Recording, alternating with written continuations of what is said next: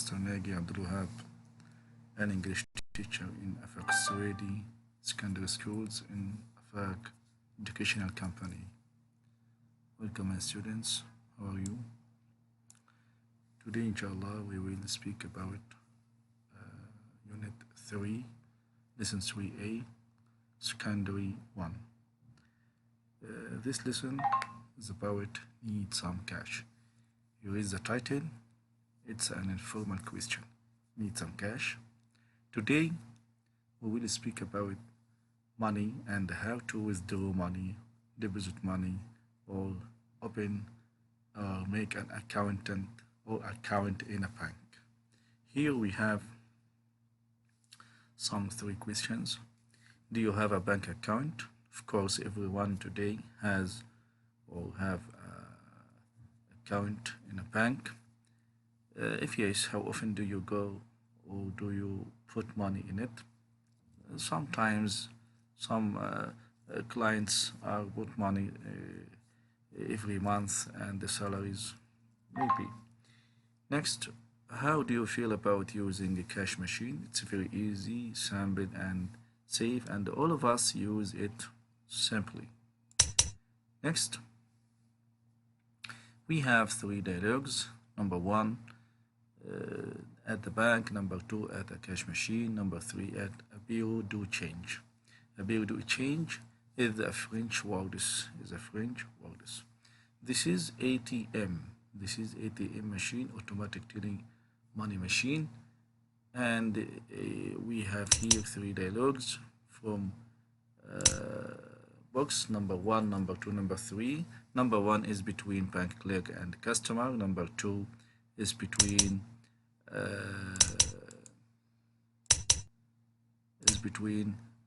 clerk and man. Number three is Saad and Nasser. Clerk is the client or the man who meets you in a bank, in a bureau de change, in any work you go.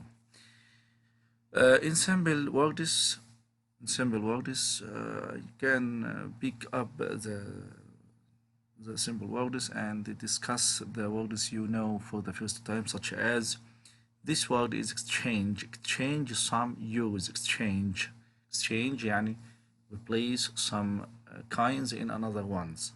يعني نبدل عملة بأخرى، يعني مثلا الدولار بالريال السعودي وكده. The euro is the formal money of the European Union اللي هو الاتحاد الأوروبي طبعا. Next here, you can say this word 1% commission. 1% commission العمولة أو الفايدة اللي بتعود على اللي بغير الفلوس طبعا في البنك أو الكلام ده أو الصرافة. Here is your money. When you give anyone something, you should say to him, here you are, here is your money, تفضل خد بالك. Here when you are at ATM machine, you can see withdraw or deposit machines. Withdraw means اللي هي سحب الفلوس. Deposit اللي هي إيداع الفلوس. There are opposite words. Next, you can after deposit or withdraw, you can have a receipt. What the meaning of receipt? Receipt اللي هو بنقول عليه الوصل، اللي هو a piece of paper gives you details of your process of the money. Next, here we have some questions. I leave them for you and to search about their answers after reading the dialogues and decide which dialogue is in its place. Next, here number two, vocabulary. Here we have some words. In bold-lined words, he asked you to give the opposites from the dialogues you have read, such as saving money. Save money. What the meaning of save money? Save money بالعربي يعني بنصرف، عكس أو آسف بندخر المال. عكسها طبعا ينفق المال. ينفق يعني spend money. Number two, deposit. As we said before, deposit means إيداع الأموال. لو إحنا هنعمل سحب بقى هنقوم قايلين إيه؟ or withdraw. Next, refuse. He refused to help me, but I accepted to help him. يعني هو رفض يساعدني ولكن أنا قبلت. يبقى the opposite of refuse from the text or from the previous dialogues is refused is the opposite of accepted. This is past simple and this is past simple. Correctly, we can add some suffix at the first of or at the beginning of some words to give its opposites. Correctly, if we add in, means incorrectly. Incorrectly means غير صحيح. Had to pay. The opposite of had to pay is free of charge. يعني had to pay لازم ندفع مصاريف كذا. Free of charge means free مجانا.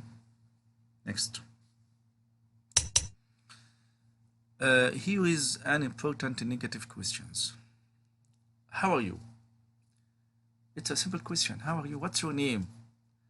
It's a simple question. But if I ask you an yes or no questions, yes or no question, I can say you, are you happy? Are you sad? Do you come with me? Will you join us? These are simple affirmative questions. You don't know the answer. He may refuse or accept your question, or you may disagree with him. But if you use the negative question, you may make a assurance or negative of the meaning. You know his answer and you want to ensure it by negative or opposite answers. Let's see.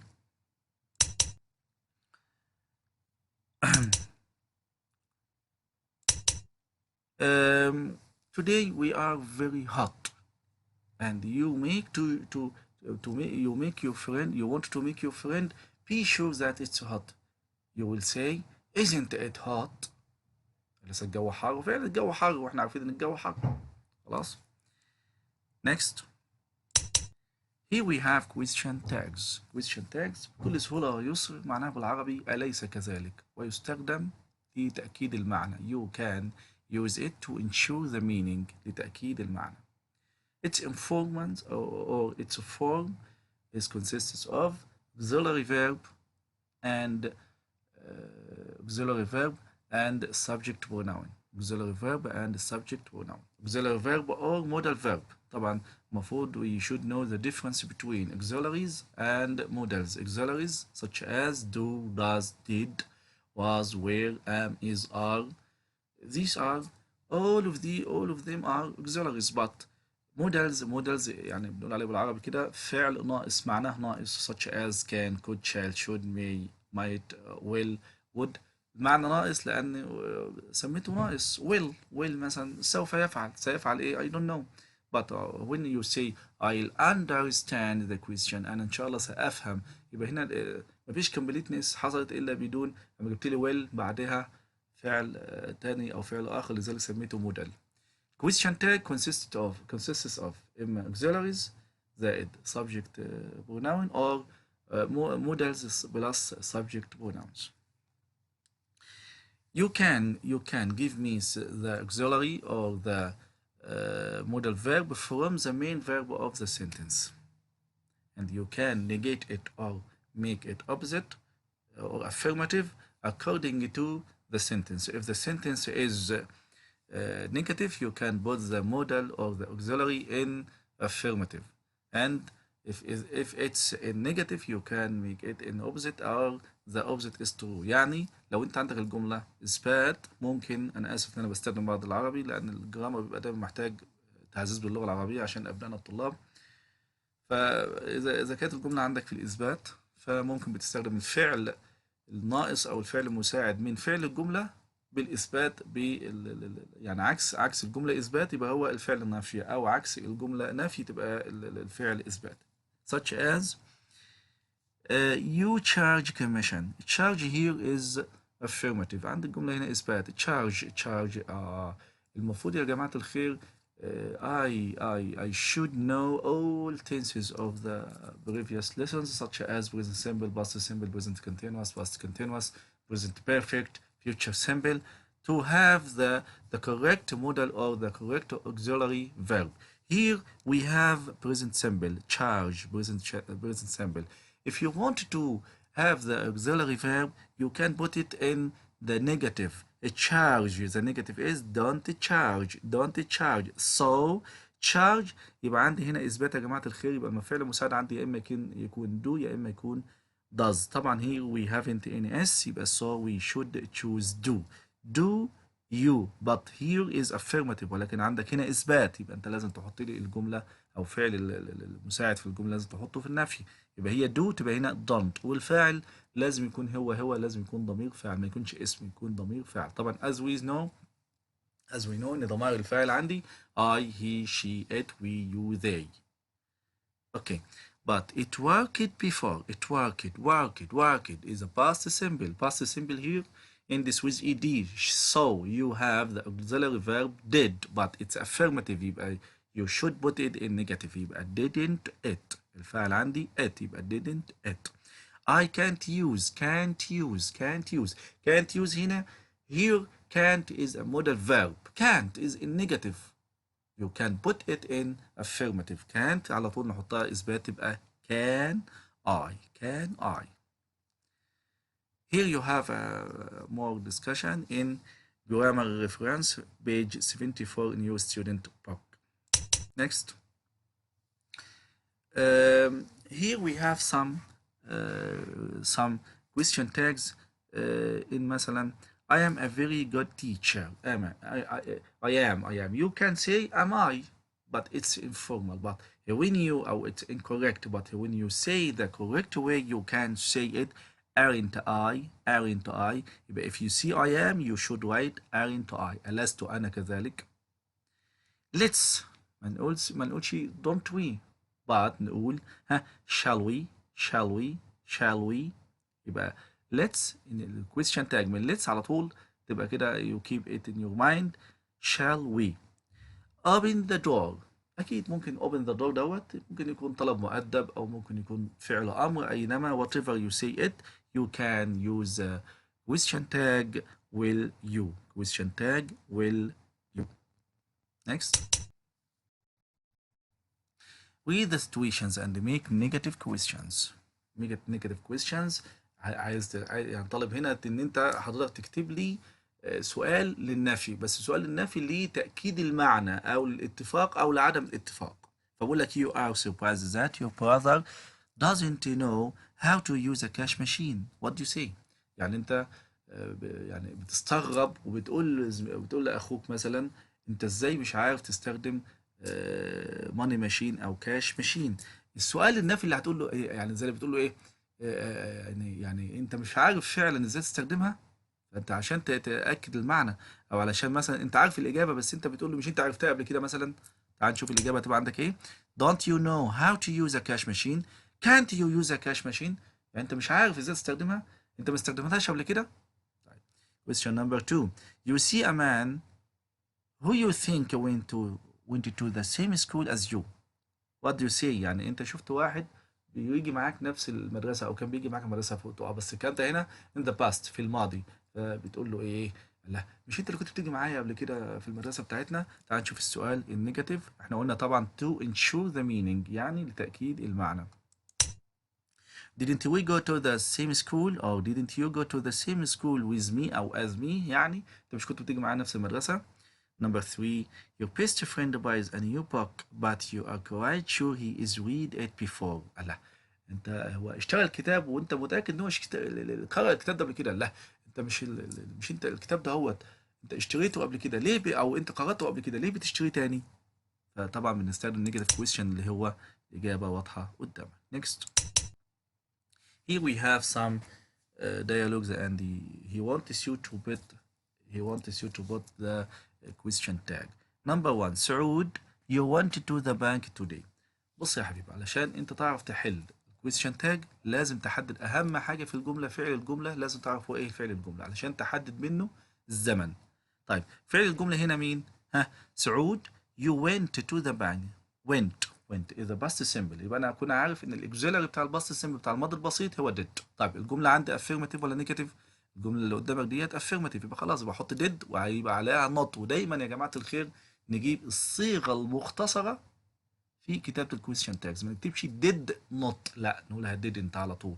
خلاص يبقى نمبر 1 didn't. واللي عندك الفاعل هنا ما تقولش الفاعل سعود، لا ده سعود هنا منادى، يعني زي اللي بيقول له يا علي انت مش عارف كذا، يبقى سعود هنا منادى لان بعده كوما على طول، ما هوش الفاعل الحقيقي. الفاعل الحقيقي هنا للجمله يو. نمبر 2 No you didn't tell me. وطبعا دي بتبقى سهله جدا قدام الطلاب. الطالب بيقول لك ما دام الفعل المساعد موجود قدامي سواء في النفي او في الاثبات، ما دام الفعل المساعد موجود قدامي انا عندي هنا didn't خلاص ده نفي، اعديها على طول في الايه في الكويستشن تاج اثبات.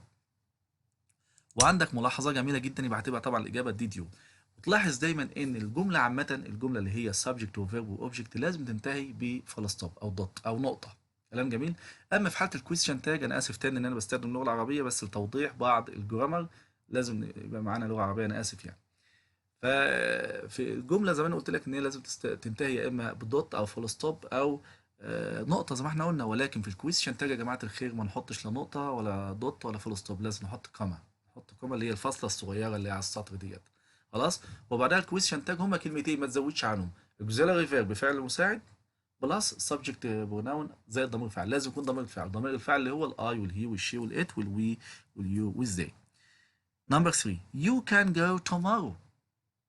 على طول مين اللي يقول معايا؟ ها الفعل المساعد هنا مين؟ كان. نعدي كان تبقى ايه؟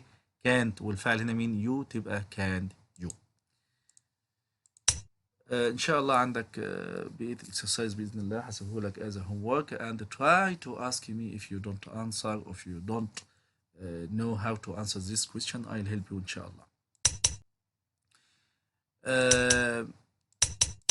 That's enough today and I ask Allah inshallah to make benefit of this and I ask my God to be a helpful teacher. Goodbye. Ask me anything if you want. وشكرا جزيلا. السلام عليكم ورحمة الله.